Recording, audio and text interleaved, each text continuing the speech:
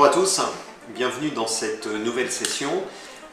Dans cette session, nous allons parler de l'utilisation d'un micro.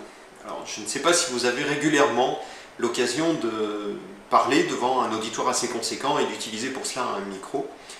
Il y a deux ou trois petites choses importantes à veiller pour que l'usage du micro soit vraiment efficace.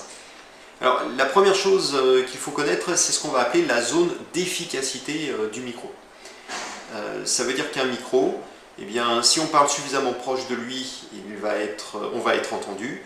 Par contre, plus on va s'éloigner, plus le son va être atténué et finalement moins on va nous entendre. La zone d'efficacité du micro, c'est également valable quand on est sur les côtés du micro.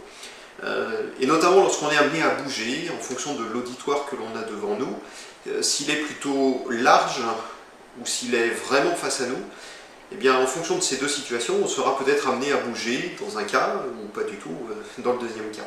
Alors, si on est amené à bouger, à se tourner en fait vers des personnes qui sont sur notre gauche ou sur notre droite, eh bien, on risque de perdre l'efficacité du micro parce que l'on va peut-être sortir de la zone d'efficacité du micro. Donc ça veut dire qu'il va falloir apprendre à bouger en même temps que l'on est en train de parler au micro, tout en conservant bien sûr la voix pleinement orientée en direction de ce micro. Un autre atout du micro, c'est qu'on va pouvoir peut-être jouer avec. Alors pourquoi jouer avec le micro ?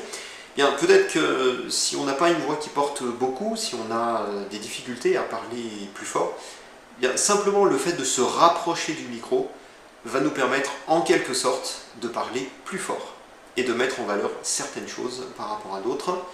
Inversement, pour des choses qui sont peut-être un peu plus secondaires ou peut-être un peu sur le ton de la conversation, là on pourra s'éloigner un petit peu, pas trop non plus, on pourra s'éloigner du micro.